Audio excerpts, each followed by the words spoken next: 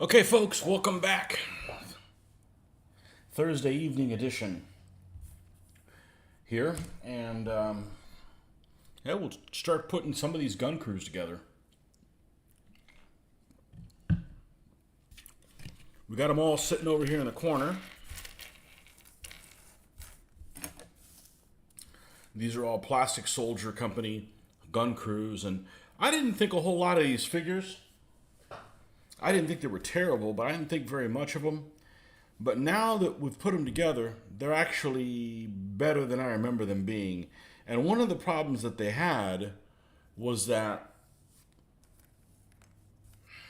if you don't modify them at all, if you just build them the way that they are intended, their necks are stick out way too much, and it just doesn't look right.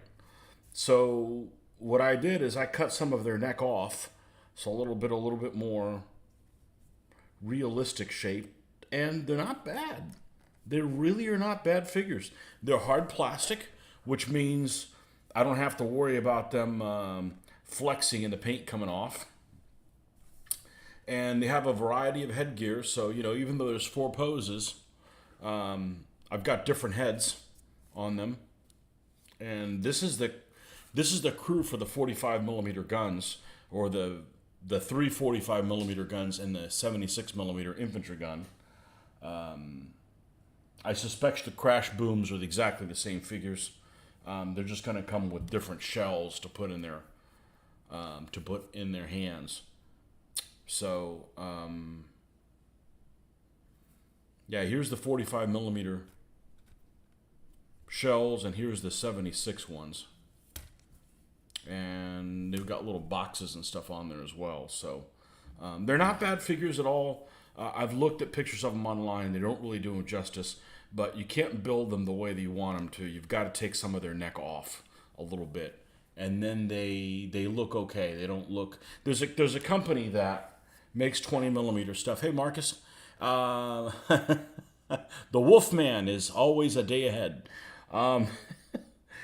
There's a company called FAA. I was never a fan of FAA. They looked very gaunt looking. They had extremely heavy cheekbones, and everybody had the same look to them. And I didn't like this. I didn't like the look of them at all. And they also had very thin necks. So yeah, these actually aren't bad. These actually aren't too bad. So we're going to. We've got the loaders all have their hands like they're getting ready to shove a shell in. So we're going to put the shells in those. Do any final cleanup that we do, and glue these guys on pennies. I'm not going to put them on. I'm not going to put them on magnets because I have a limited amount of magnets, and I only want to do that as I'm definitely going to be working on these guys. But yeah, let's get to it. Let me go grab my hoard of pennies,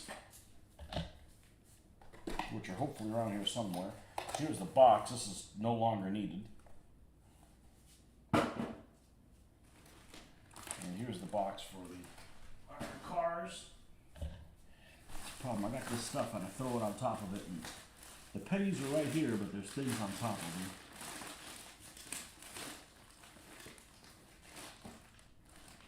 Just imagine if I had one of those places that you had to clean up everything after you were done. I wouldn't get anything done that way.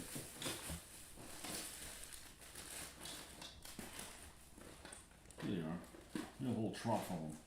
I was thinking they were in a bag, but actually not. They're in a little canister. And this is actually a use for pennies, because they're about worthless.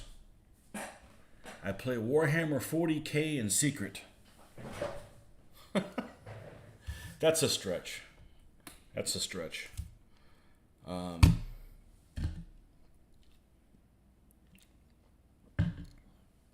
don't like Warhammer 4. I don't like any Warhammer 40K players I've seen. I don't like most gamers. I don't. You guys are weird, man. Not all you guys, but you know what I'm talking about. My daughter who's relatively normal. We were in Jacksonville one time, and I'm like, let me go to I think the place is actually called FLGS, Friendly Local Gaming Store. And she was scared to get down. And she was like, no, Dad, I don't want to get down. Those gamers are weird, and they smell bad. And I'm like, they've never kissed a girl. You're good to go. But it's okay to be nerdy. Every single person is nerdy about something. Okay? You could have the biggest fucking jock in the world, and he's nerdy about, the guys on this football team that he knows how far they ran with a turkey under their shoulder, under their arm. Okay? They know all those stats. Everybody is nerdy about something. So don't give me that. But there's some people that when they get in the outside world, they can't turn it off.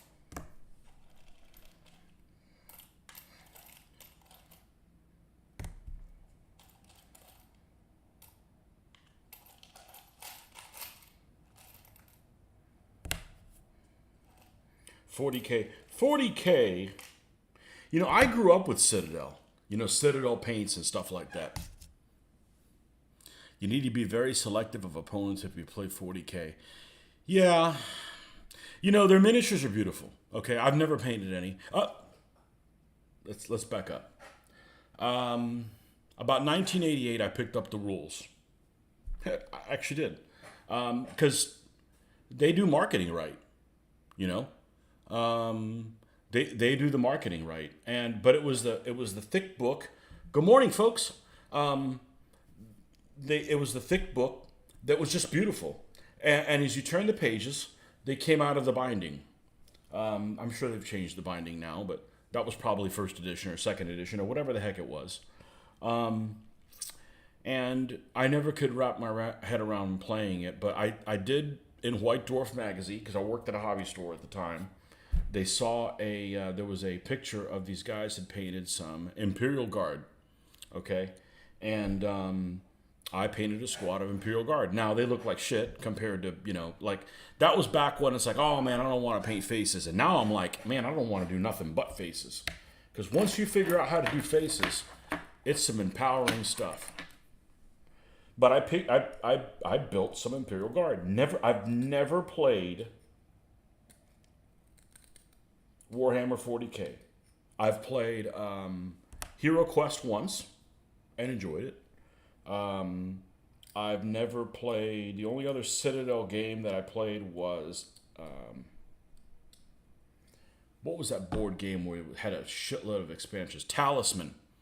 Okay, and and then you play that game one time and you're like, okay, nobody can use the Prophetess. Because the Prophetess pulls two cards, looks at both of them, and gets to play one. So unless they are both detrimental to her, she's just going through the freaking deck, seeing all kinds of stuff, and, it's like, no. And that's just a lot of get up and sit down type of, there's better games that can do that kind of stuff. But, video games were still kind of of that type, were kind of in their infancy. And you kind of put up with stuff because that's all you have. But we did play Talisman. I think we played 5 or 6 different expansions. That's it. I've never played any other Games Workshop type games.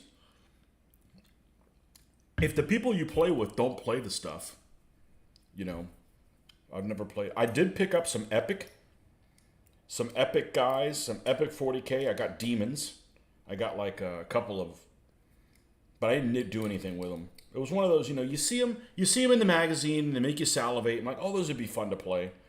So you buy them, and then you never do anything with them, and then you sell them on eBay 20 years later. That was the story of it. But,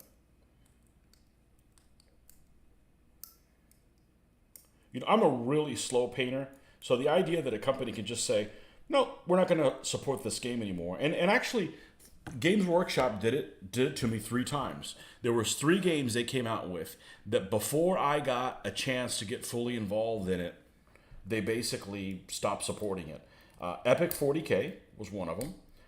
Dark Future, which is their Car Wars type game, and the other one was their fantasy ship game, whatever it was called. And everybody says that game is great. And I believe them. It looked really cool. But they spent a lot of money on marketing, and then they're like, yeah, we don't want people to play this anymore, so we're going to stop supporting it. I don't know if that's really their MO of what they do, but I'm not going to spend hundreds of hours painting your stuff that's really expensive, and then you just pull the carpet out from under me. Used to carry Warhammer, used to play, but not anymore. 15 years now, I think. Man of War, yeah. Everybody loves that game. Tony, the universe threw me a major shocker earlier this evening at Home Depot, okay? I ran into my father and uncle. I didn't know you were from West Virginia. Or were they two different people? I haven't seen either in almost 7 years, and it was a holy shit moment. Oh, man. Man of War is fantastic. Well, the other thing is you could just say, I'll buy the game. Well, we don't support it anymore. Okay, well, I'll keep playing it. Screw you. I bought the game. I can do whatever the hell I want with it. But, it's hard to get players for stuff like that because there's a lot of folks that are just like, they're always looking for the latest and the greatest. And it's not supported anymore. I don't want to play it, I guess you just find better players. I thought you didn't want to see your dad. Two different people. You're not from West Virginia. It's my father and my uncle. And he's the same guy.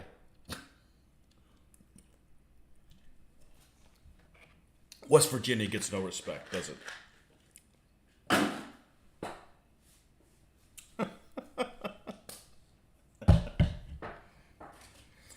West Virginia would be like the Mississippi of the North. Mississippi, Arkansas doesn't get any respect either. All right, here's 5. I'm going to, let's do 4 and pick a gun and do the guys that are loaders. Okay, because we have to put shell casings in there.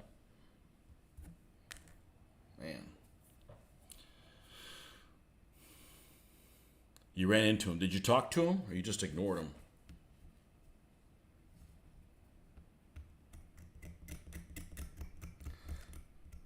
I never had any uncles or aunts. Figure that one out. My dad was an only child. My mom, who passed away when I was 4, was an only child, and my stepmom, which has been with me since I was 7, was also an only child. So no uncles. I'm going to his house tomorrow for a sit down. I think the universe is saying both of you stop being stubborn. Bring whiskey.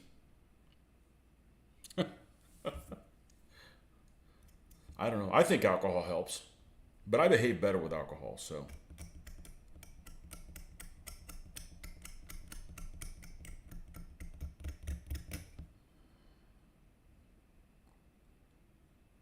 All right. This is a dude.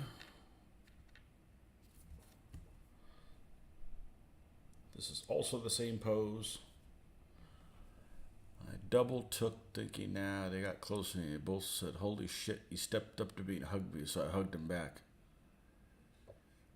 The thing about my father and I is we both have the same damn hobbies. Really? And you don't get along? Well, that's a shame.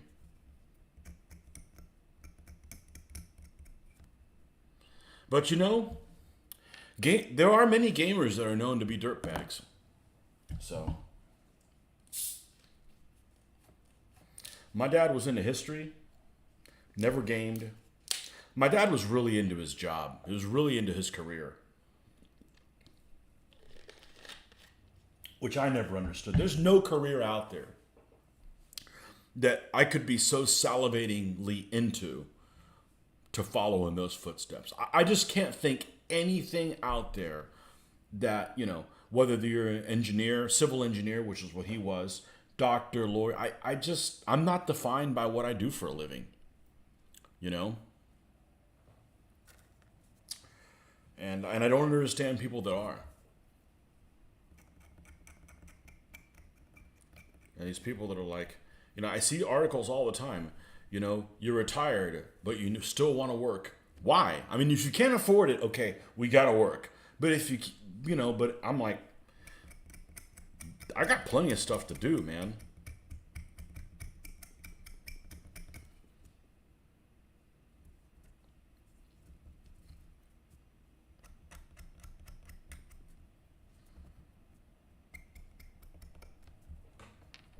And I'm going to tell you right now the worst thing about having a job. The absolute worst thing about having a well, there's lots of bad things. But in my situation, the worst thing about continuing to work is we don't get a lot of days off, okay? And when you do, it is nearly impossible. It is so stressful just to take one freaking day off. I'm taking a week from tomorrow off, Friday for the convention, right? The Saturday, the Friday. It's going to be a nightmare because that's exactly when everything gets busy. It just so happened, I can see it, I can forecast it, and I'm already stressing out about it. I mean, there's nothing I can do about it, but it's not the amount of work. It's just that, there's some things you can't wait till you have to kind of wait as late as you can, so you don't end up redoing them twice and creating even more work and confusion for yourself. So that kind of stuff makes me wish I can't wait to retire. It's not necessarily the day-to-day work crap, you know. It's not necessarily the work that I do. It's kind of the conditions that you're kind of forced to do it under. I don't know if that makes any sense. So, I could see doing something that would be like consulting, but speaking of job front, I was left in limbo for 2 weeks about the position I interviewed for and was fully qualified for, but didn't get it. Should have figured out when one of the people conducting. He retired 2 years ago. He's only 62. Well, good for him.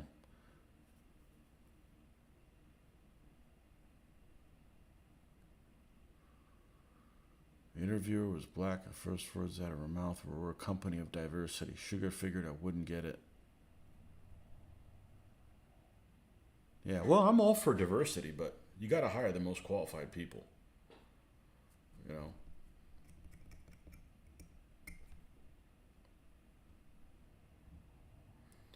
That's why I couldn't work for the government. I'm like, well, we got to hire somebody. All right, well, is this a requirement? No, we got to make sure they weigh at least 450 pounds and they're of Chinese descent. Why? Because that's what we need next. I'm like, that doesn't make any sense to me. How about let's get some good people? I don't care what color they are. You know.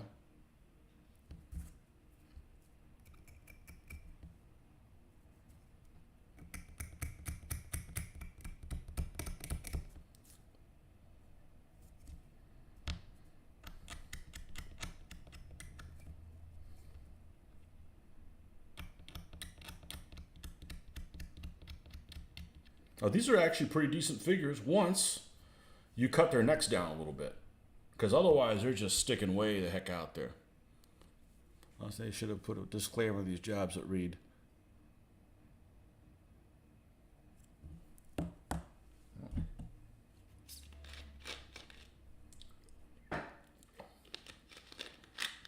"Hey, Justin, what's up, man? What happened?"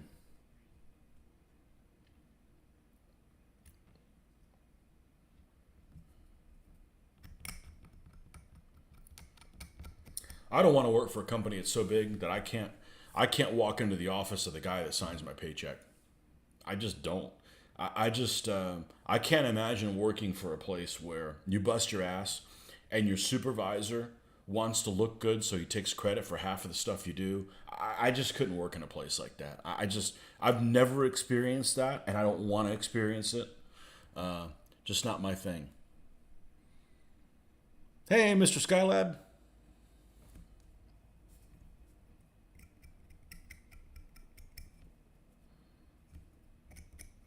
What'd you think of those? You stopped working for somebody 20 years ago. Yeah, well, I don't want to take. I gotta eat for a living. I don't want to take work home with me. Like, I don't think about what I do. I'm even talking about it, and I'm still not thinking about what I'm doing. I disconnect. I leave there. I don't think about it, and that keeps me from going crazy. So,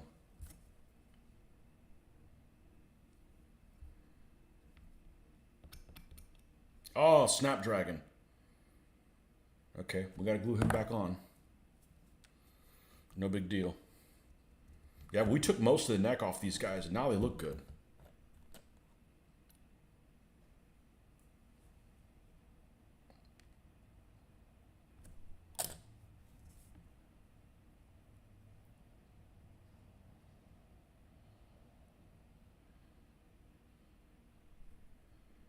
There we go.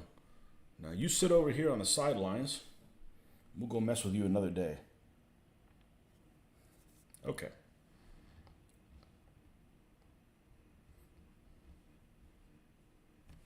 Okay, he's good. They don't have much flash to begin with.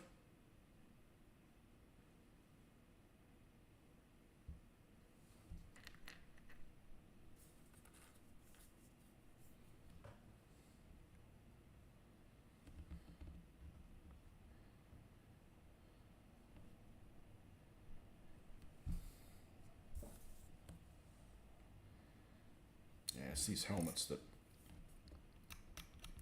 have a tiny little ridge on them.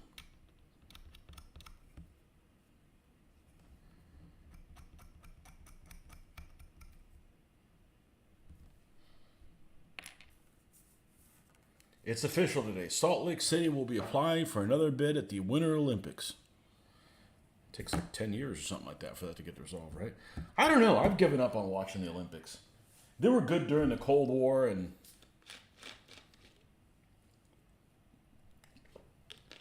every year I watch them less and less, and I don't know that I could watch it less.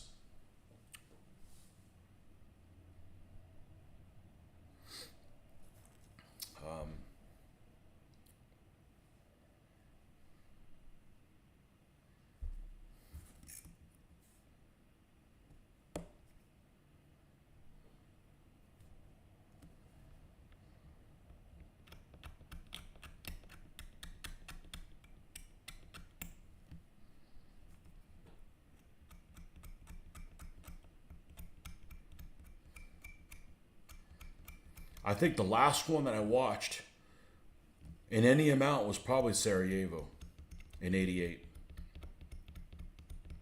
That was probably the last one that I watched with any kind of amount of time.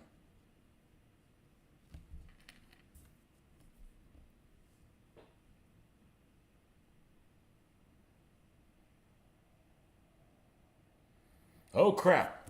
Okay. I want you to give me your opinion on 3D printed World War II ships. Well, I have all my 6,000 scale moderns are 3D printed. I like that scale because it translates a lot better in what you see on the tabletop as, relative distance. It's still compressed as hell, but especially if it's moderns, but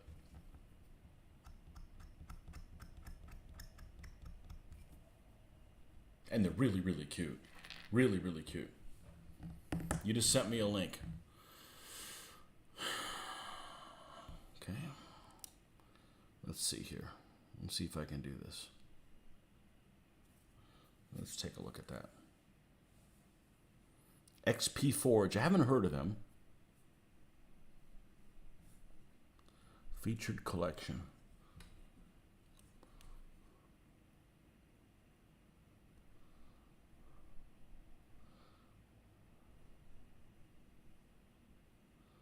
(1/2400) scale. That's my old scale. They look pretty good. Got a version of Lady Lex without the 8-inch guns.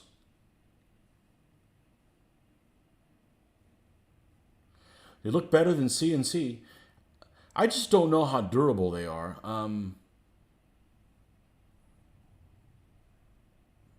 I just don't know. What's an aircraft carrier go for?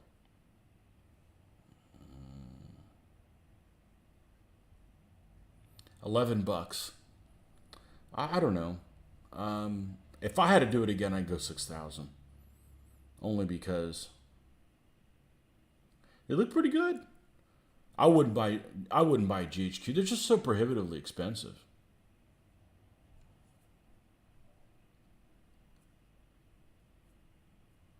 They're just so prohibitively expensive. They look pretty good. But that's nice that you've got other suppliers because the consumer wins when you have all kinds of suppliers. It's not like, all right, I want to build 1/4800 scale ships and there's one company that makes them and they go out of business and then you're stuck with holding the bag. Uh-oh, sound is off kilter with visual. About half a second. Should I talk slower? I don't know how to fix it. Hey, I'm a painter. I'm not a technology guy. That's other people.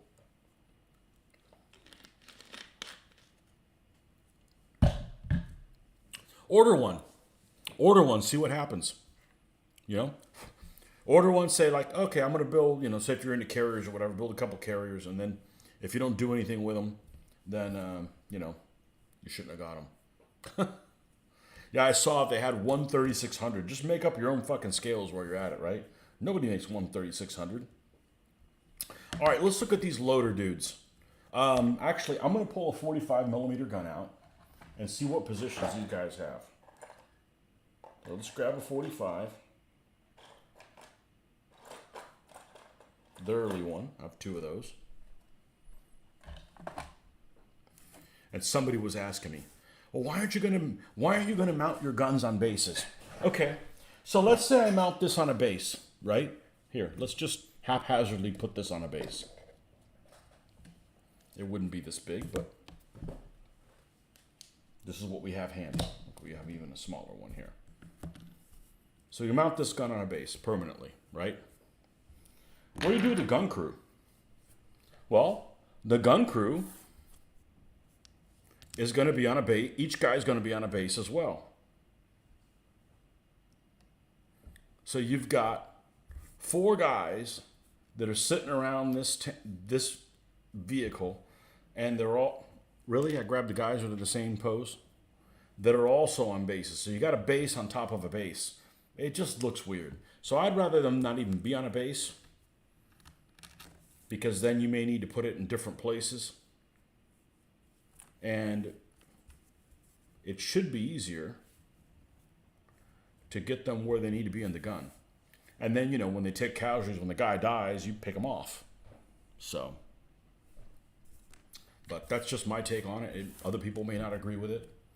That's fine. Some people like playing naval games and putting their ships on a flip-flop, like Warlord games. We all have our preferences. I would want my ships on a flip-flop.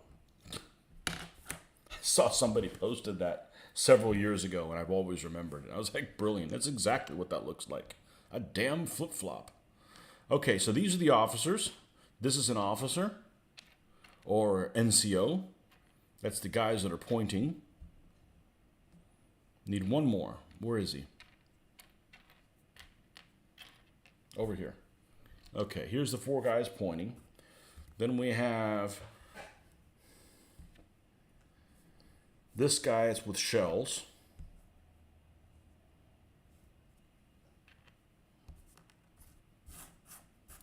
Let's get rid of that base because we're not putting our guns on bases.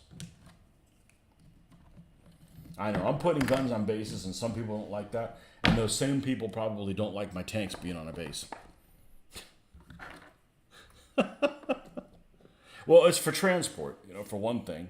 These don't weigh anything, so you could just throw these in a box, so to speak, and they're not going to damage anything because they have no weight to them. You still got to be careful. Okay, this is the shell guy. This is like a gunner. That's like a gunner. That's like a gunner. So basically there's 2 cap heads, one screaming, and there's 2 helmet heads, one of them screaming. That's the 4 different heads, and I mixed them all apart. So each figure comes in each different version. It just made sense to do it that way.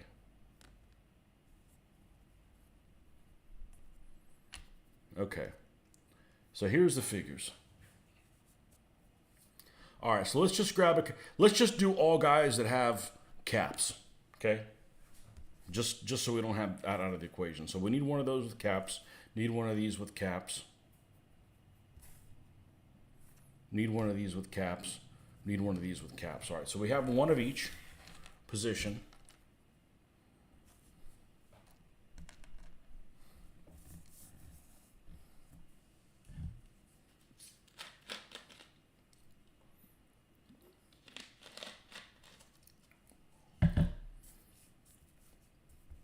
So we got a commander that goes somewhere on the outskirts here.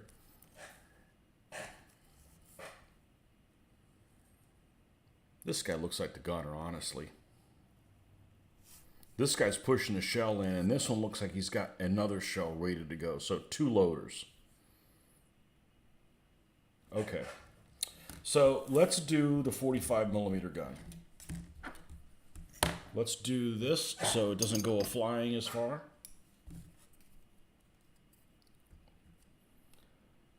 And there's 3 45 millimeter guns, even though one of them is of a longer length. They only give you 1 length 45 millimeter shell.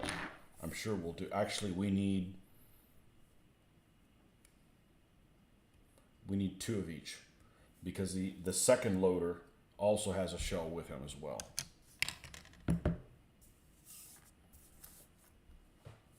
Okay, so those 2 figures are going to have a shell with them.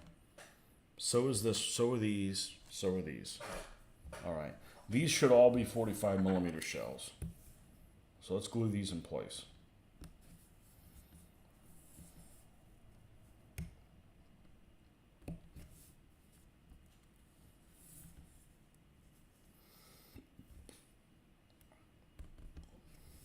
I'll guarantee you that the shell casing of the longer barreled 45 millimeter gun is longer. I don't know, I could be wrong.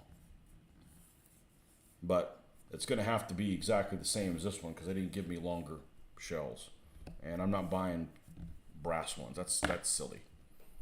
That's throwing money at the problem. You know how much I like doing that. Okay, so this guy here has a shell casing, has a shell. So we're going to put a little bit of glue there, a little bit of glue there.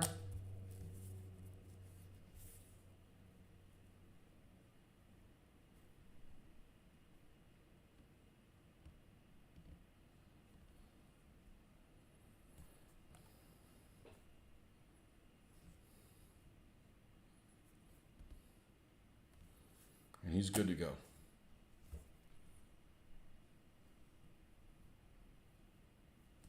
And set him off to the side.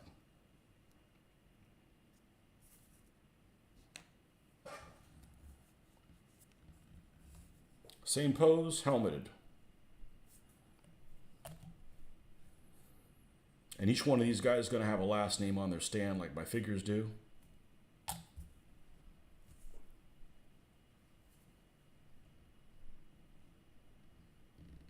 The alternative is you could put a number on them, but then you can't attach a face to a number.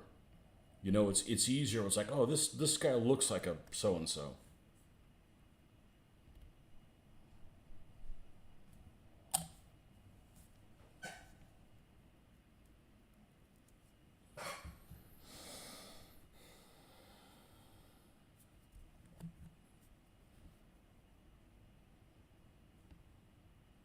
Well, I got exactly, well, tomorrow will be 1 week before the convention, and I don't even know, I'm not signed up to play anything, and I'm not worried about it.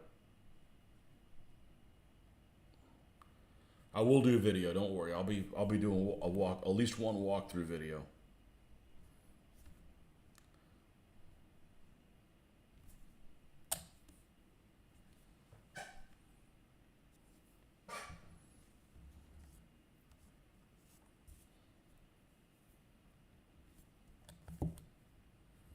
But it's a small convention.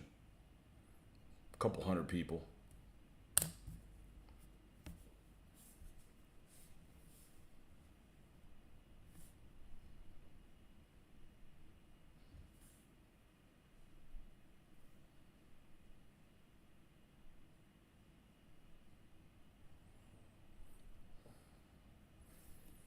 Aha.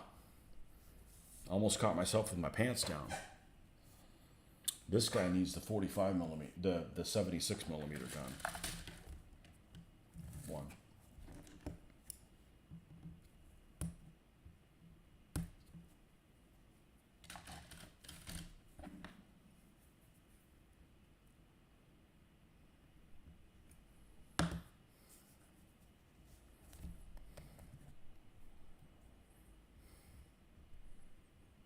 Got a modeling club meeting. That's cool. I remember back when we had one of those.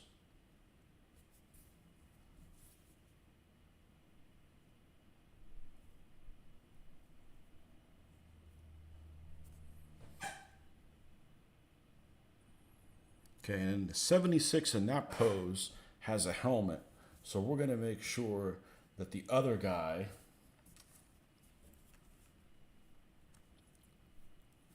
does not. The other guy with a shell is going to have a cap, just to mix things up.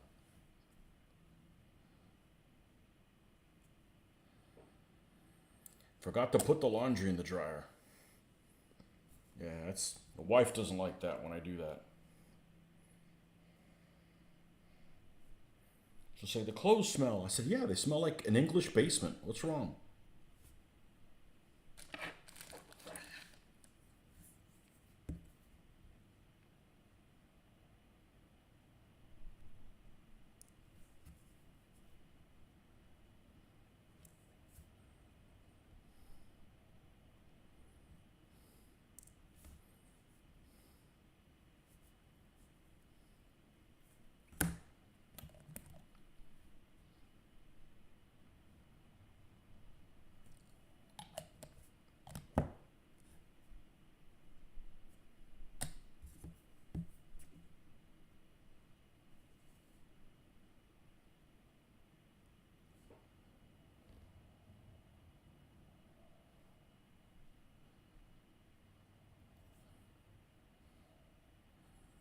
Doesn't really fit in his hand because it's kind of small, but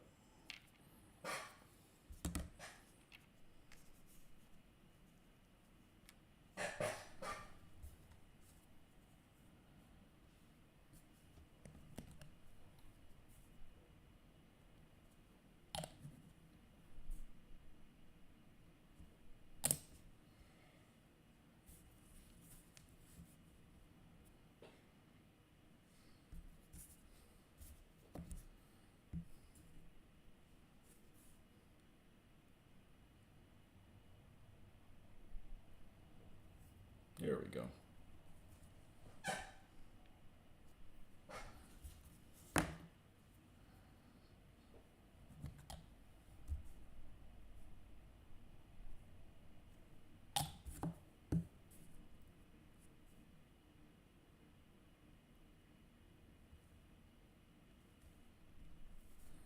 So I made the mistake on Tuesday, I think it was Tuesday, of looking for 9/11 stuff. And there's all kinds of, as soon as you look at something on YouTube, you get all kinds of suggestions. There's a ton of 9/11 stuff out there. And I've seen all kinds of stuff in the last couple of days I'd never seen before. Of course, I remember that day like it was yesterday, but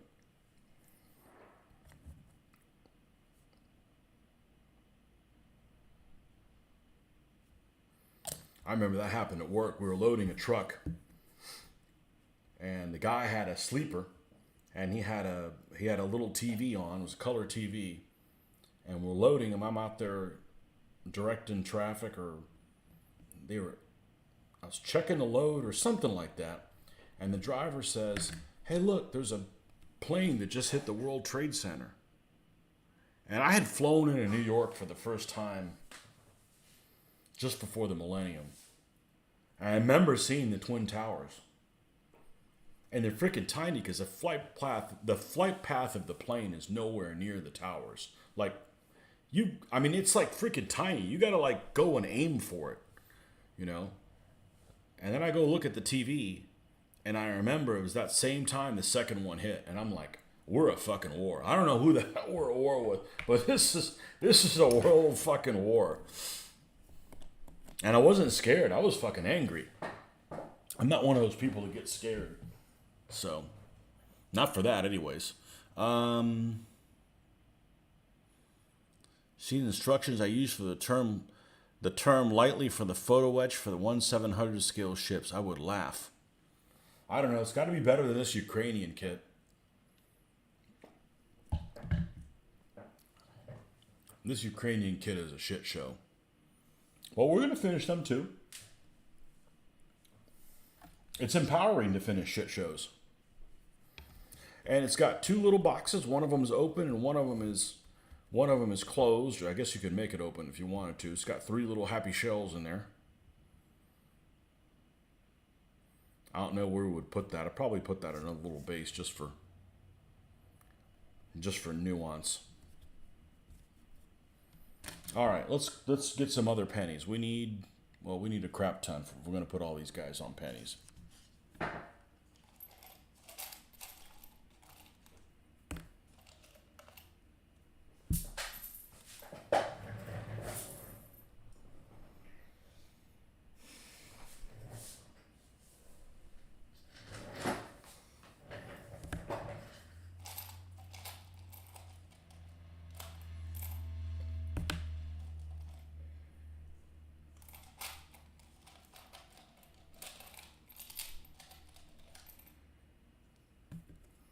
But one thing kind of surprised me,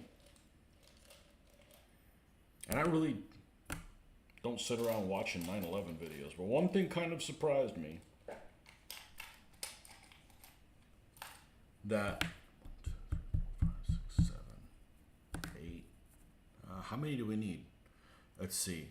There's 16 total. 1, 2, 3, 4, 5, 6, 7, 8, 9, 10, 11, 12, 13. 14, 15, 16.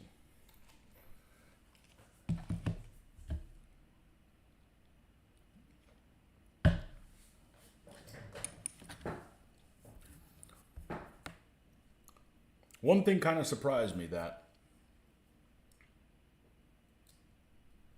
like I said, I don't watch this stuff, but I think the jury is still out on the plane that crashed in Pennsylvania,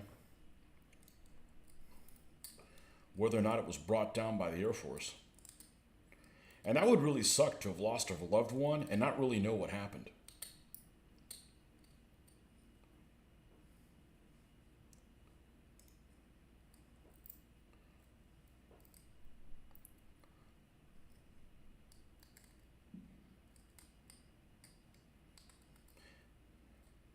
But there's lots of stuff to learn about on the internet. I would just rather learn about something else than that. So I really haven't dug into it. And I'm not a conspiracy guy, so I'm not one of these, conspiracy folks. The government's too incompetent to be that good at conspiracies. Maybe some people are really sharp that work for the government, but the whole moon landing thing, right? That plane was shot down by a stealth fighter. I'm pretty sure if it got shot down by a plane, it wasn't a stealth fighter. But, they can't even keep a BJ under wraps in Washington, D.C. How would they been able to keep a moon landing under wraps, My friend lived next to a Virginia Air Base, and I remember seeing one take off towards Pittsburgh. I remember the original model for the stealth fighter. It wasn't the F-117, it was the F-19, and it was shaped like a teardrop. It was ugly as sin. The F-117 is actually I wouldn't say an attractive plane. I guess it kind of looks like a fly, or something like the Batman would use. Now that I think about it, the Christopher Nolan Batman, anyways. And looks kind of cool, but that whole F-19, and they cranked out those models at the time, and we knew damn well that's not what it looked like. I mean, I never bought one because it's a modern plane. What the hell would I do with building a modern plane? I don't believe I've ever built a modern aircraft, or have no interest in building a modern aircraft. But yeah, those whole teardrop shape F-19 stealth fighter.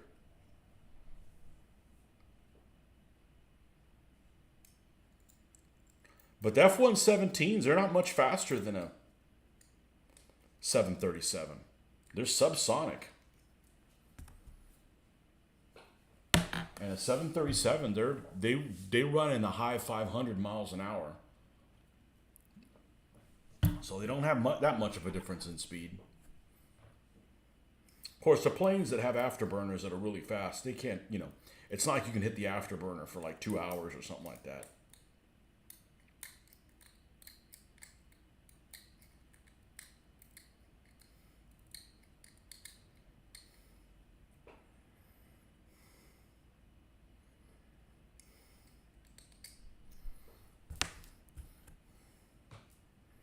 So these are all reusable pennies. These are pennies that have been used at some point to be temporary basing for 15 millimeter figures.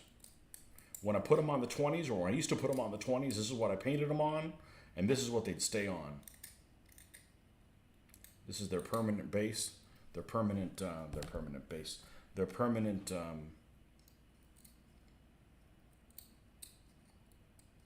Yeah, their permanent base.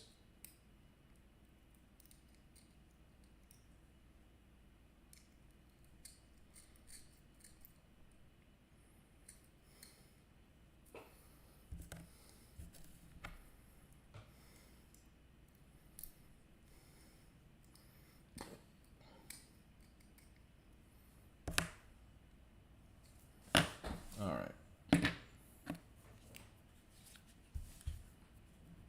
Let's grab one of these guys. Let's just see how this works.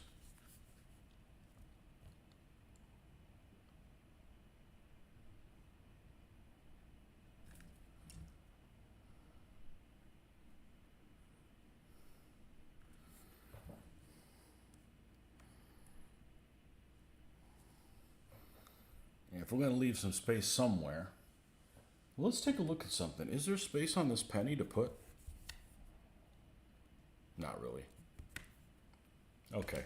Well, we can always have a little diorama base piece there that has something of interest.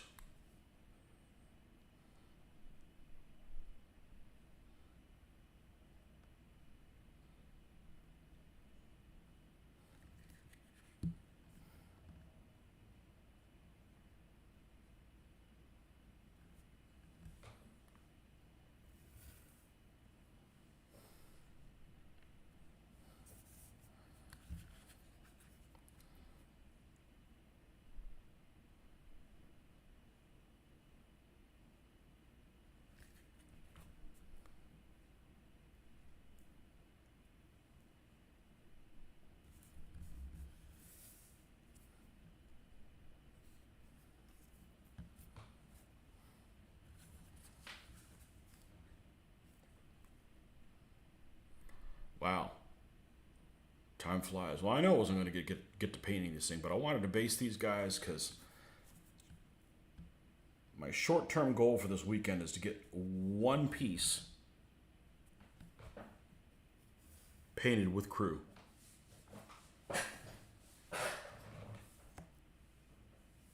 But these figures are pretty decent.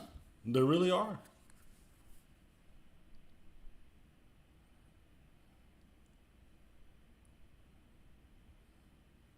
You just got to cut some of their neck off because they just look weird.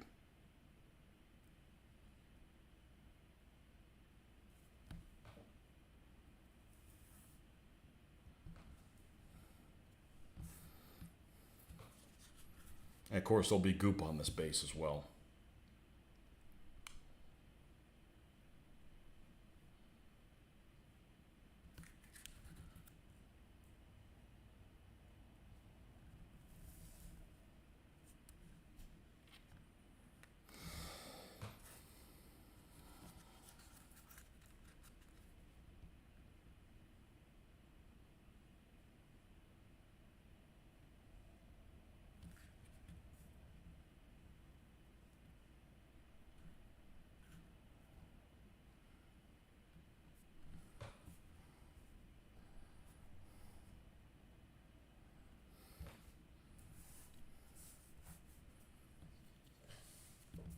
One of the biggest challenges in that game, Atlantic Fleet, is playing the Battle of North Cape as the Scharnhorst. Well, you've got to... And it's actually a dumbed down battle because the British only have, I think, one destroyer in it. They got 3 cruisers, the Duke of York, and a destroyer versus the Scharnhorst, and they're coming from 2 different sides.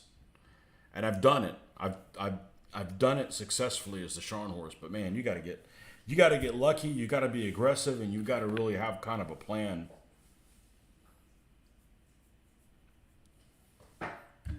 And you got to dodge torpedoes, because all those British cruisers have torpedoes too.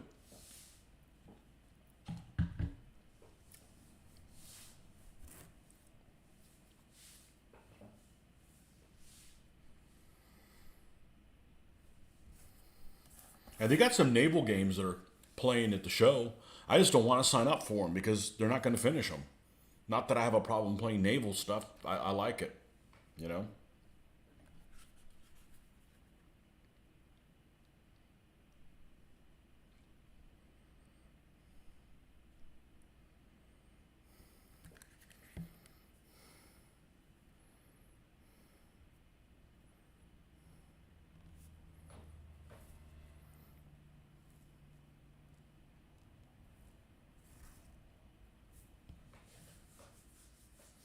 I don't know how durable that finger's going to be.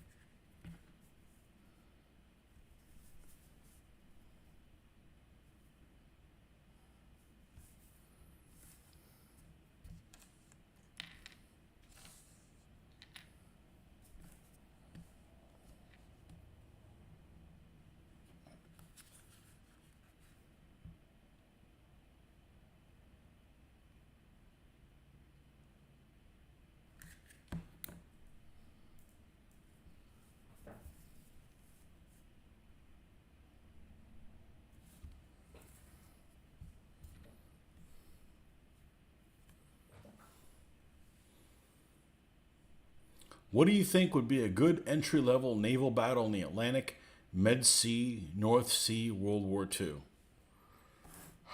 Well, other than the obvious, which would be River Platte,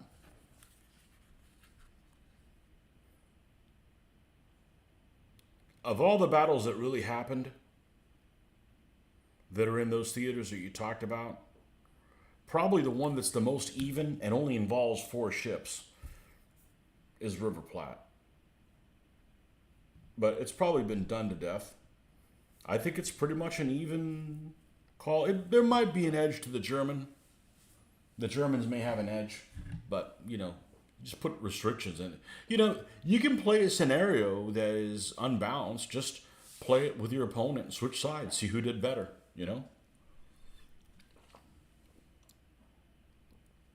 Really out of your comfort zone. Scratch building a winery tavern in 15 millimeter out of foam core and timber.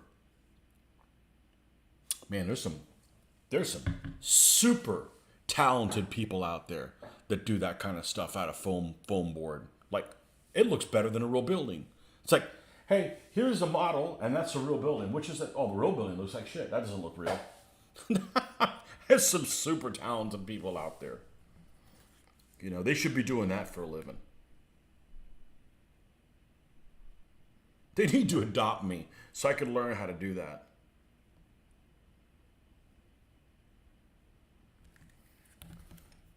I'm on one of those Facebook groups, and there's a guy that posts on there. It's incredible. Well, it's not his first rodeo. He's been doing that stuff for a while, and it's just a trick.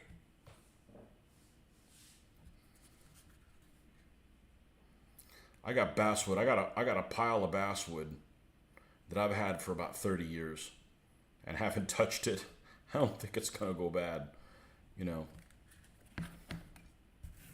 But that kind of stuff's overwhelming if you've never done it. You need somebody to take you under their wings or sometimes just start working on it. The problem is with something like that, you could be several hours in and realize that you're totally on the wrong track and you got to start over.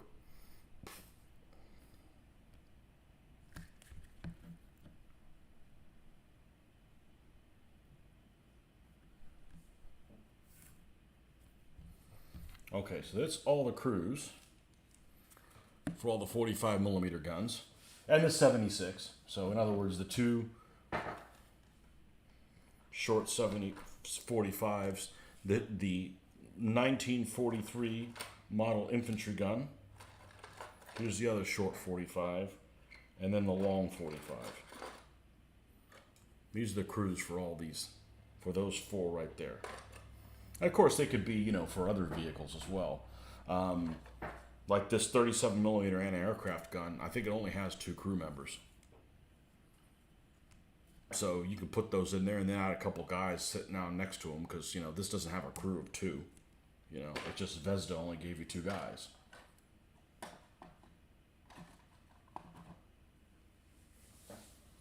Probably swim River Platte. Denmark Strait without a lot of cost. Yeah, other than that, crap, I just got a video sent to me by my daughter and they're en route. I can't watch that. What is it?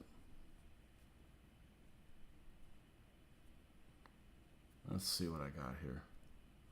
Oh, shit. Hold on a second here.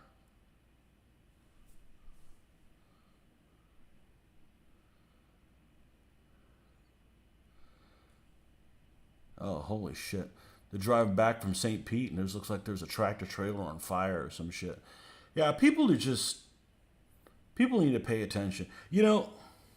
More and more, I used to, listen to Audible and stuff. I probably need to cancel my subscription with them because I'm not listening to them at all.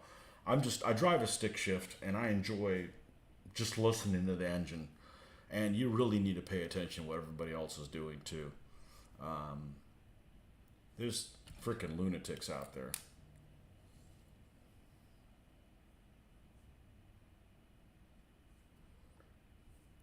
Yeah, my daughter's coming up for the weekend. My wife went to go get her because we weren't comfortable with her driving home in the middle of the night or after her 7:45 p.m. class. I'm like, nah, we'll come get you. And I'm like, I can go after work. We'll both go grab her. But she wanted to be down there early. So, back to your question with the River Platte, Denmark Strait.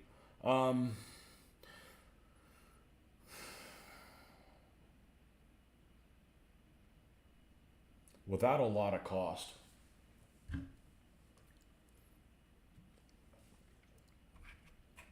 That are exciting. I mean, there's a couple of what if stuff that almost happened.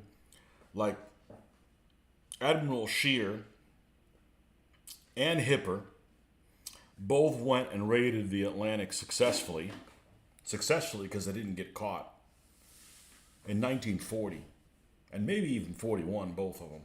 And I think Lutzow did as well. Almost got stuck in that. It had to have just happened too. Wow. There was only one lane for us to go through.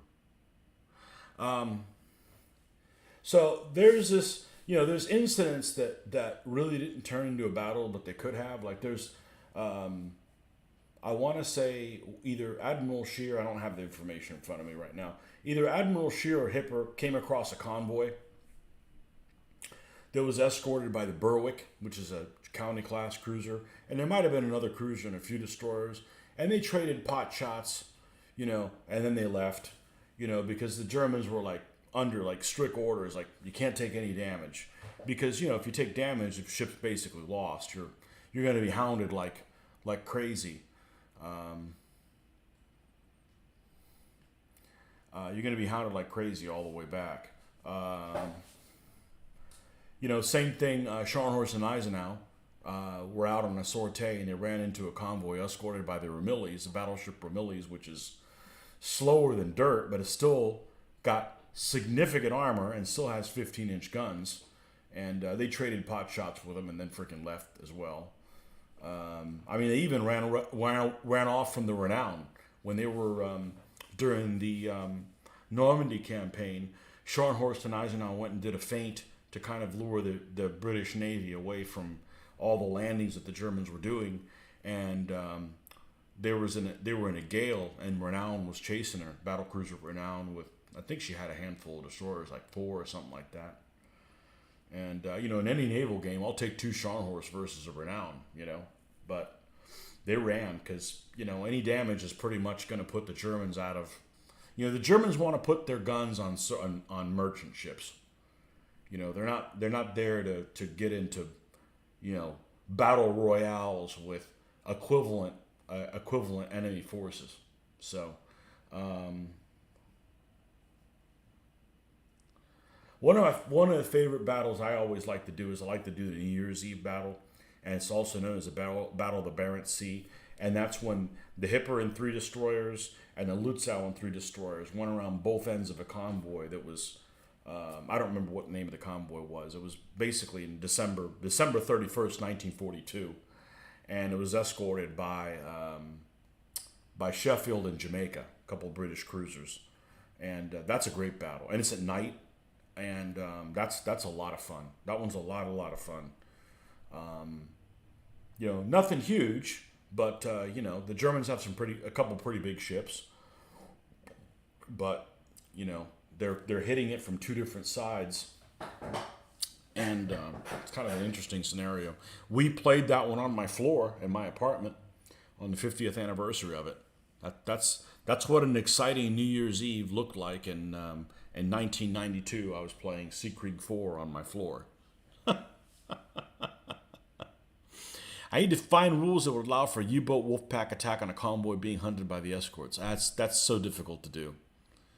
That's so difficult to do. The Mediterranean stuff is really exciting because, both sides have fleets with aircraft. And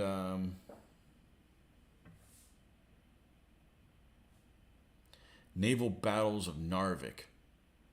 I don't know, it's like a chicken shooting. They caught the German destroyers with their pants down. I think it was only 4 British destroyers. Hardy was one of them. They came in and just absolutely trashed them. And then they came back a little later with frickin' Warspite too. And Warspite shooting at like point blank frickin' range. And the German destroyers are like, do what? I mean, just leveled them. And they almost got. That's funny because the class that when GHQ was coming out with destroyers, the von Roeder class, most of them died at Narvik or got sunk in the Norwegian campaign. So they come up with some German destroyers, and if you want to do anything after April of 1940, you can't. They're all sunk at the bottom. They're beautiful destroyers. The von Roeders are beautiful destroyers, really fast. But they got decimated in the Norwegian campaign.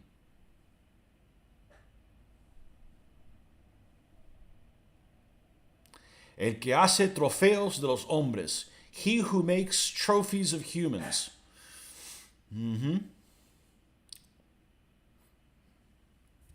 Yeah, old Warspite. Va! 15-inch guns, and just devastating. You play Narvik at Siegfried 4, you can't do it because the game scale, it's only like this wide on the board. And if you're playing 1/2400 scale ships, it's like freaking, they're like this long. And Narvik Fjord's pretty freaking long. I think that if you do the math, it ends up being like, I don't remember anymore, but it's like 4 or 6 inches wide by, I don't know, like 30 inches or 20 inches or something like that. If you did it in the game scale of the game. So it's like point blank range. You got nowhere to go, Even if you built up the steam, you've got nowhere to, It's even tighter than some of those World of Warships battles, You got nowhere to go. You're just stuck down the throat. Okay, so we got these clowns. Got these clowns kind of put in their place. I'm going to move these guys off to the side because these are all team small guns.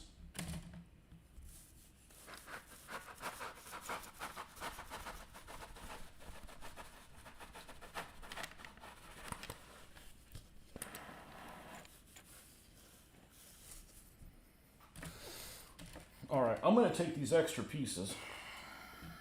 We don't get rid of any of this stuff, especially Plastic Soldier Company stuff. They do give you a couple of Pepe Shahs and a couple of Mosin rifles. I'm not going to put them on any figures in particular because, I don't know who's going to be armed with what. But the officers do have a sidearm You got a Tokarev. You know, those guys are equipped with something. I just don't, I want to be non-committal about it. It's not really a sticking point at this point. You don't want to give somebody a Pepe Shaw, and that's too powerful of a weapon. Really, the officers are the only ones that would even have those. And probably if they're part of a gun crew, they wouldn't have it at all. It'd just be all armed with rifles. But there's not enough rifles to give everybody one. You know, you can only arm half the figures, and only half of those can you arm with a rifle. And there's not like any straps and stuff for having slung over the shoulder, so it's best to kind of leave that kind of unspoken. All right, so we've got other gun crews here that came with this Zvezdas. Let's take a look at what that is, and it's not very many figures.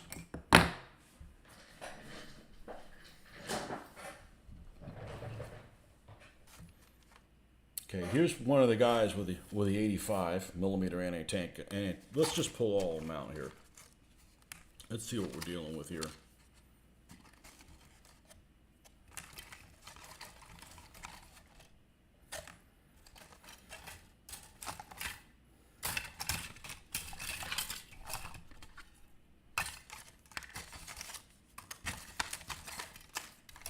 It might be everything. I know the anti-aircraft gun only came with like 2 dudes.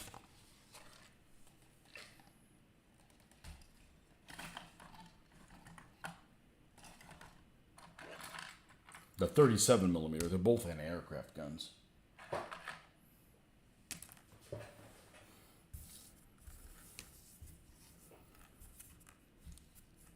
Okay.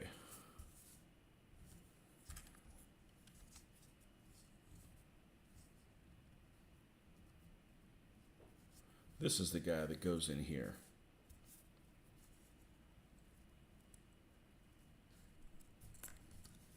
So I may not even put this guy on a base.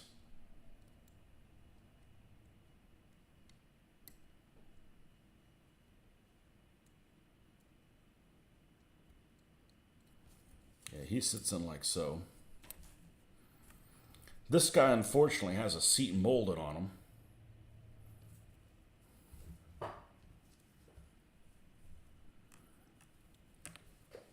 And this is the 2 guys that go on the 37.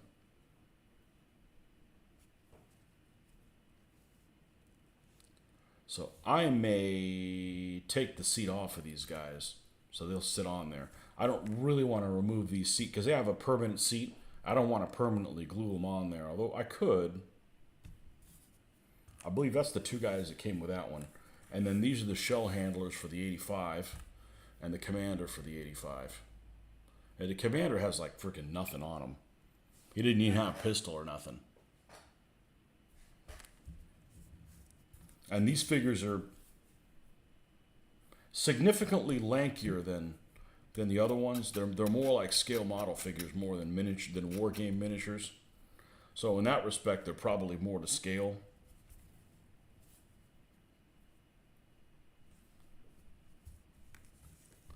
But, you know, when you're putting this in combat, you know, you've got, I don't know how many crew members this particular gun has. It probably has 6 or something like that. You know, you could supplement it with, you know, a couple dudes, you know, a couple of figures that are just standing by from the other gun crew. They don't necessarily have to be all of the same one.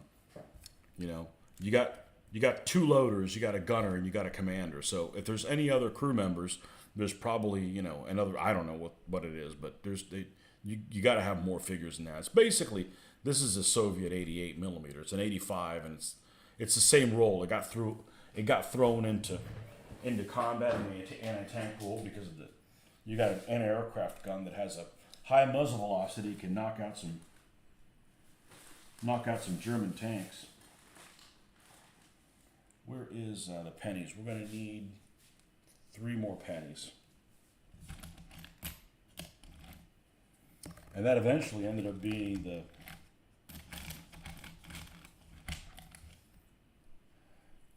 the inspiration behind the 85 millimeter Soviet gun. It was in the T-34-85, an Su-85, because they never made an 85 millimeter anti-tank gun. They went from the crash booms straight to the 100. Next anti-tank gun is the 100 is a beast. It's a very, very good gun. But by the time it came out with any numbers, the Germans were already getting the shit beat out of them from every angle. It didn't come out really until late 44.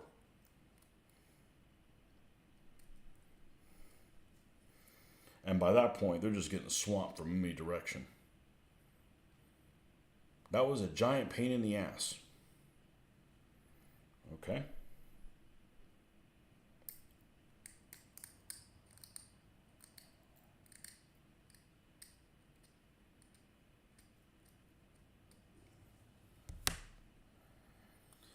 Moss photo etched staircase on a deck hole down a level on the radar mass superstructure. Yeah, I just hate having to use super glue to glue this stuff. Other than that, the photo etch and sanding this stuff is just kind of weird, but I'm keeping all the extra photo etch sprue I have. As you get extra sprue, that material is really handy. That's a hell of a lot better than dealing with plastic sprue.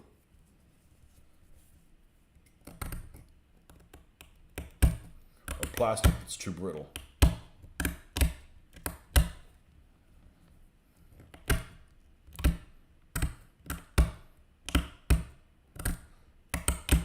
Sounds like you're going to the dentist for a cleaning and you got really bad plaque.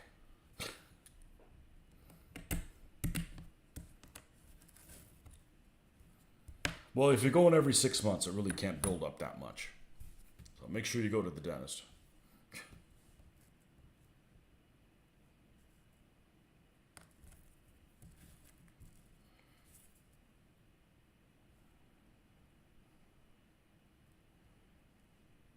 Wow, this guy's just not a well-balanced figure. That guy isn't either. What part did you like? The part about going to the dentist? Yeah, go get your cleaning, folks. I think I'm going to have to epoxy these bad boys.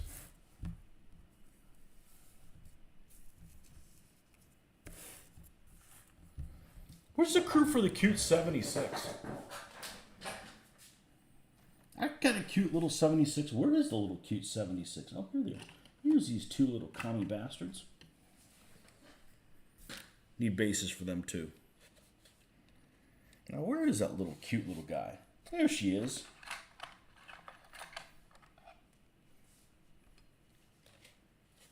That's the one I should do first. Cute little fart rocket. Extremely stubbly gun.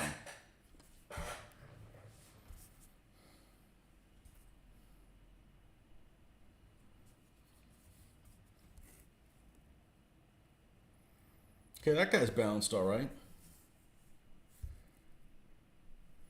This guy's balanced all right too. So they didn't give me a commander. You got a gun or a loader. You just give one of these guys, use them as a commander. Boom, done.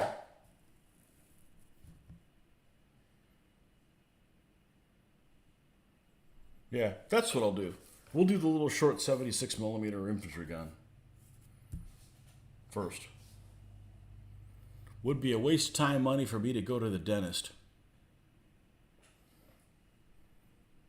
Oh yeah, you said you got teeth issues or something.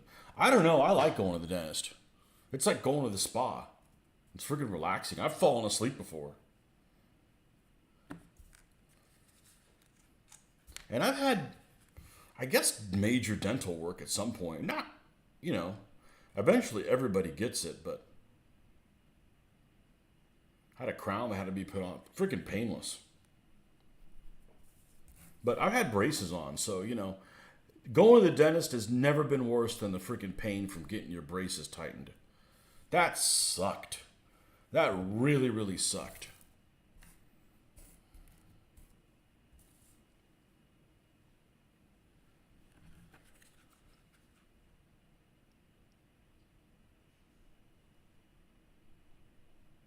Nothing I've had done at the dentist hurts more than that.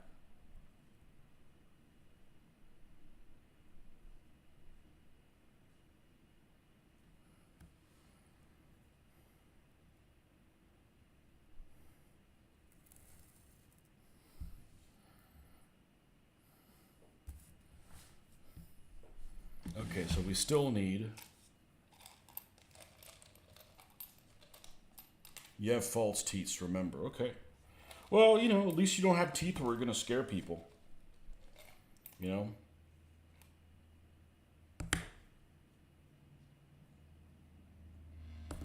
You're too young for false teeth. What happened? You get a accident or something?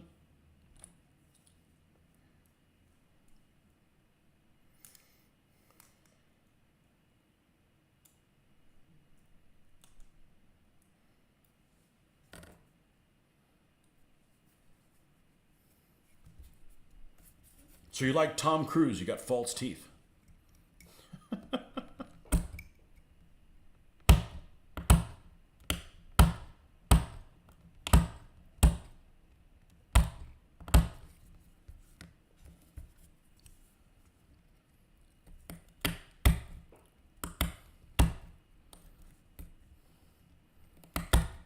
Bad genes.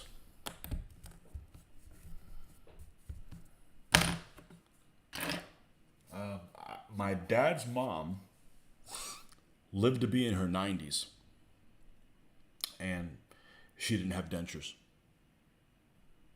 Dental problems ran too heavy on both sides of my gene pool. No. I'm blessed. I'm blessed with that one. Yeah, you don't get to pick your gene pool. You don't get to pick where you hatch, and you don't get to pick who your mom is. Or your dad either.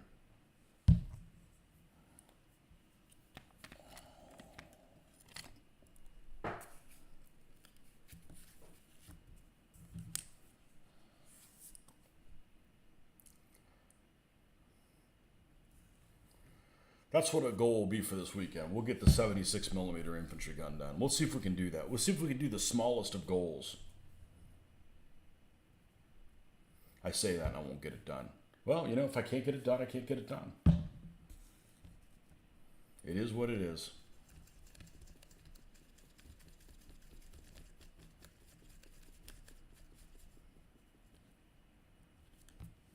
It's kind of hard to do with the, oh, put everything away. Somebody's coming for a showing on the house. All right, come back. Oh, we got another request for a showing. All right, leave the house again. So sometimes it's better not to have any plans. That way things don't go sideways too badly. We'll let this set a little bit more before we dip these guys' feet in it. These guys definitely need some, and they're going to need some putty because they didn't fit together very well.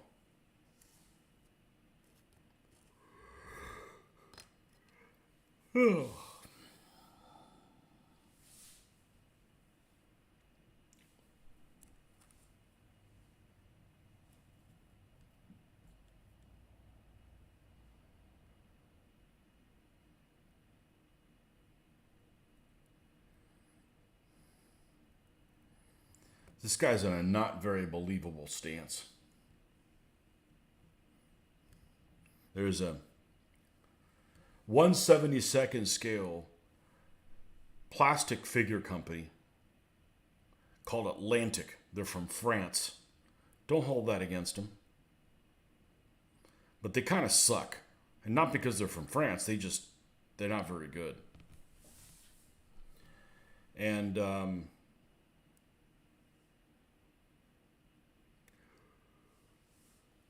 they got a lot of weird poses.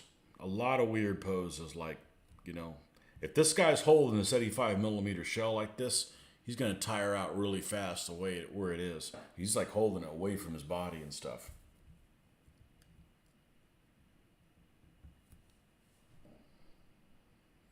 Maybe he's strong like bear.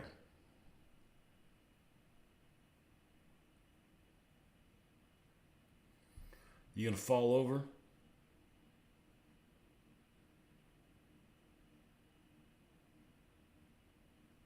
I guess not. He just looks like a slacker.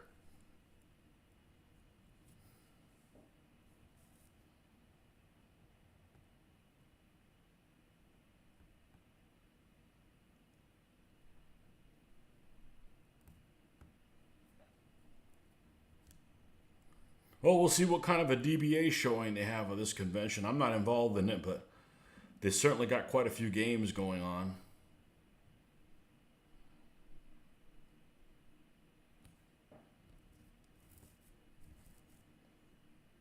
I already know some usual suspects will probably be on. There's a couple of guys that they don't play in tournaments. They play in like standalone games. They're just a pain in the ass to deal with. I don't want to deal with them anymore. Oh, really? You're going to lay down on the job, you stupid communist?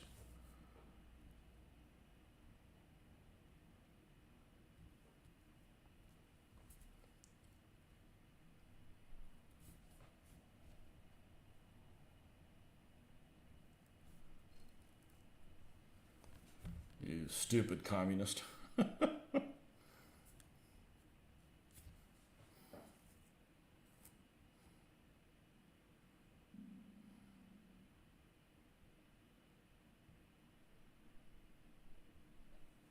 I finally saw that video that I had seen that came up on my. I'm subscribed to. I think the channel is just called World War II, or something like that. Well, you guys are just. This is why we didn't use super glue, because they're extra incorrigible. I think the channel is just called World War II, and I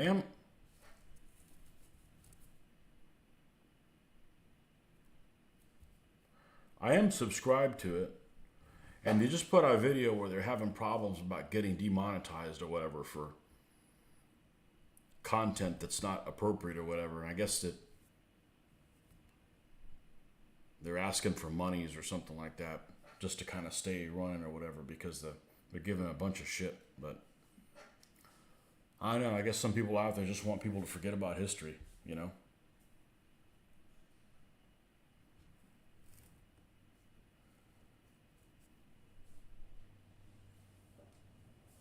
I'll be right back in a moment.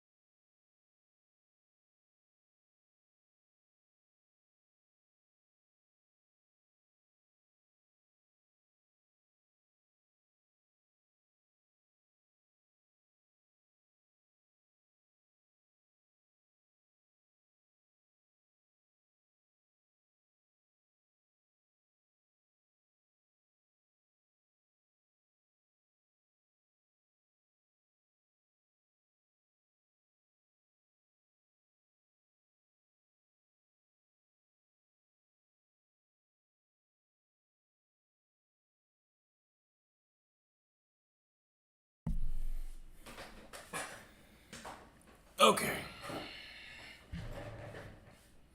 Oh, this slacker fell down on the job.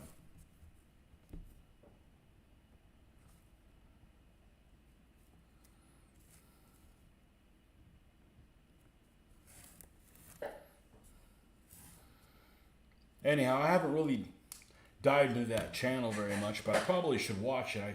I've watched a couple episodes, which I think the earliest ones. It kind of goes chronologically and covers all the fronts. So a little bit of the invasion of Finland. I'm really going to watch it to see if there's something in there that maybe something I haven't looked into that's kind of interesting.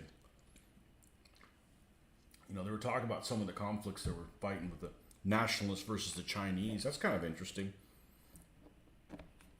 Unfortunately, there's only one company that I know of that makes Chinese World War II figures. And I want to say it's Caesar.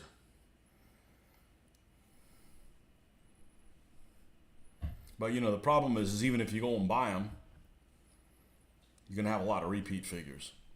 Don't really work for my scale game, but sometimes it's just interesting to learn about something even though you don't plan on gaming it. But they pushed the Japanese back on a few occasions. I just thought they sat around there and took it.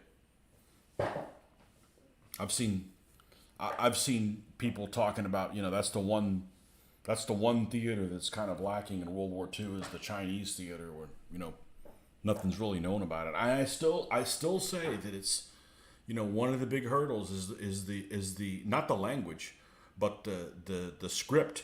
If all of their stuff, if the Chinese was written in, you know, in Roman characters, you know what I'm talking about, the normal alphabet, it'd be easier to decipher exactly what's going on instead of having to go to people that are specialized that can understand that the scriptology, the glyphs. But yeah, I think Caesar's the only one that make them. And they're kind of a weird mishmash. They got German-style World War II helmets. Not interested in China World War II.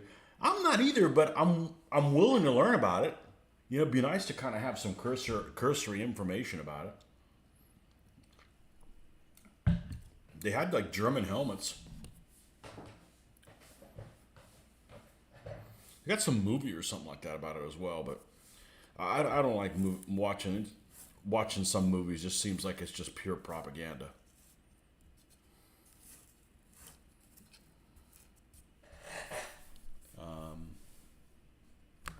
Let me see who the hell is that makes it. I want to say it's Caesar. So there's a website for you 1/72nd scale junkies called Plastic Soldier Review. And you could probably spend a lifetime on there looking at every single thing they make, and there's pictures of every manufacturer and just some crazy stuff. All kinds of periods. It's not just World War II, but it is all 1/72nd scale.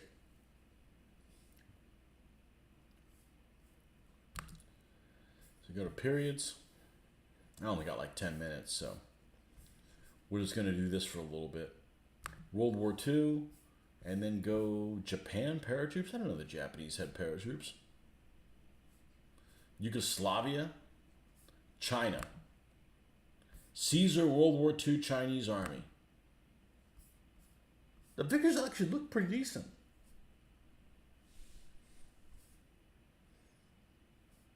Well, wow, what a mishmash of things. They got Tommy guns, bolt-action rifles. I see something that looks like if it's not a Bren gun, it's that Czech banana clip one, which I guess technically is a cousin of the Bren gun. 13 poses.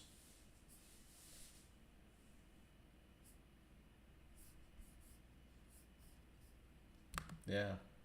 They used Panzer Is. I forget what else they had. Probably captured Japanese tanks. Yeah, I didn't know the Japanese had paratroopers. I didn't know that. Hell, they didn't even like jumping out of planes. I go down with plane. Let's see what those guys look like.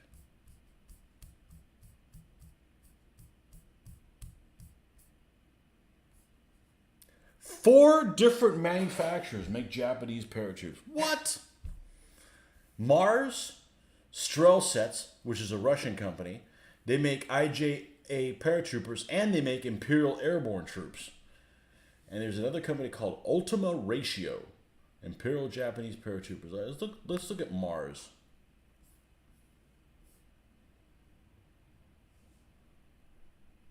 Oh, these have some interesting weapons. Nemor, a flamethrower. Yeah, let me jump out of this plane with a flamethrower.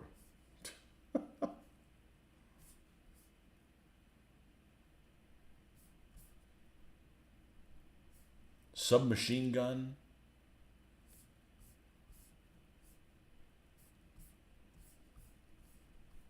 Interesting. IJA paratroopers. You wouldn't be able to tell these. These don't even look Japanese. I don't know what they're supposed to look like, but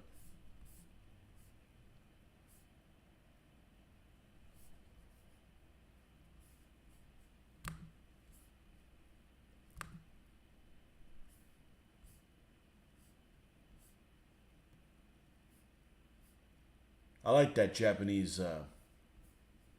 I like their light machine gun with a bayonet.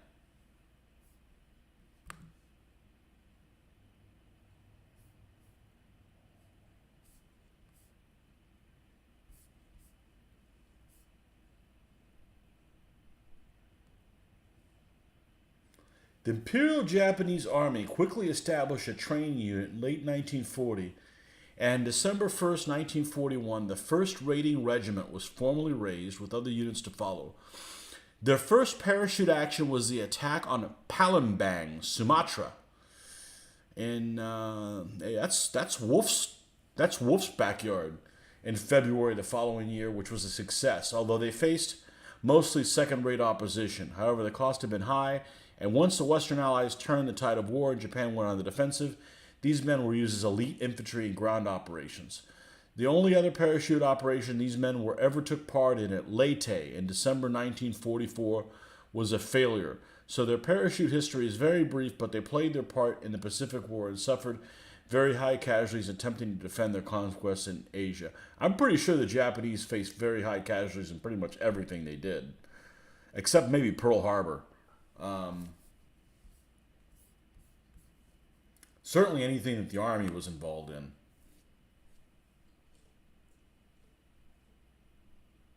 Kamikaze, exactly.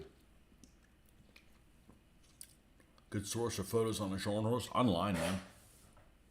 I wouldn't buy a book. I wouldn't buy a book on a Scharnhorst when there's that much stuff available online. And the Scharnhorst isn't exactly an obscure subject. It's a pretty popular ship. You know, I would argue it's, well, you know, Bismarck is going to be the most popular one, the most popular German ship, and then Graf Spee probably, and then Scharnhorst, I would say. Scharnhorst got to be number 3 for the Germans. So there's a lot of really cool ships out there. One of the guys commented on our video that we were talking about Scharnhorst a lot last night. He said, "Oh, the other night, he's like, oh, Scharnhorst is my favorite ship too." I don't know if I have a favorite ship. There's just so many. There's so many that are really, really interesting. The French capital ships are just beautiful. I mean, and they're not bad. I mean, they're kind of weird. I mean, they didn't really do anything. Got a couple of scenarios where they sortied against the Italians before France capitulated, but they're beautiful ships. The Italian ships are beautiful. You know, there's the Alaska class U.S. I mean, those are beautiful ships. Useless from a standpoint of other than an anti-aircraft platform, but gorgeous ships. Those are even better looking than the New Jersey class. I think the Alaskas have a single funnel. It's a good looking ship. It's a good looking ship. Trying to figure out where the hell this ladder goes on the back of the radar structure. Stupid photo etch instruction is so vague and unreliable, it's not funny. Who makes that kit? Is that a trumpeter? Yeah, there's a lot of vague instructions out there.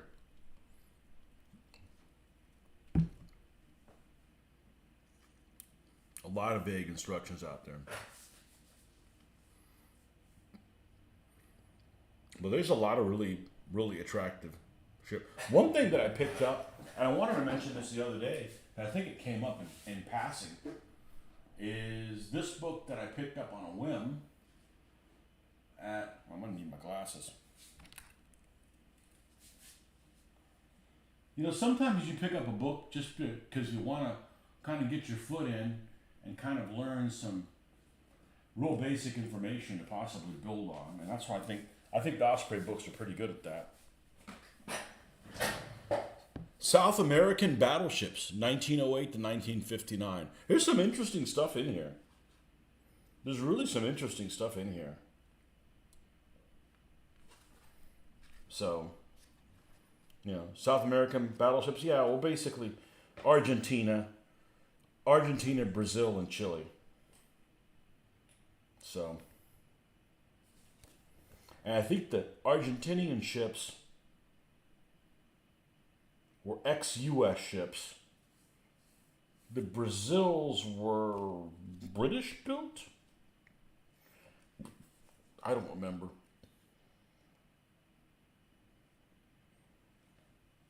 Yeah, the Argentinian ones had those cage masks. I'm not a fan of how they look. I'm not a fan of the way cage masks look. They're pretty damn ugly as far as I'm concerned. But again, I'm just looking at it from a standpoint of, you know, model building.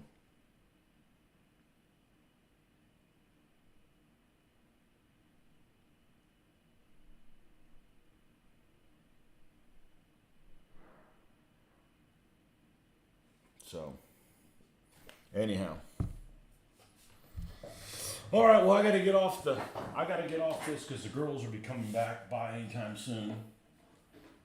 We should be here momentarily. But thanks for stopping by, even if it was only kind of a short session. Put some of these gun crews together, and hopefully we can move forward with some kind of a plan and get something accomplished. So, and if I don't, I don't. It's difficult to kind of get things done in the current situation right now. But all right, well, we'll see you guys on the next one. Friday's almost here for you guys that are a fan of that day, and we'll see you shortly. Way shows up on the photo, drops on the top, poses the structure, mass fine, piece up really long, doesn't fit. Yeah, I don't know. You're going to have to go online. I'm sure you can find a source of it. If nothing else, like a scale model that somebody did that's really, really big, like a 350th or a 200 or something like that.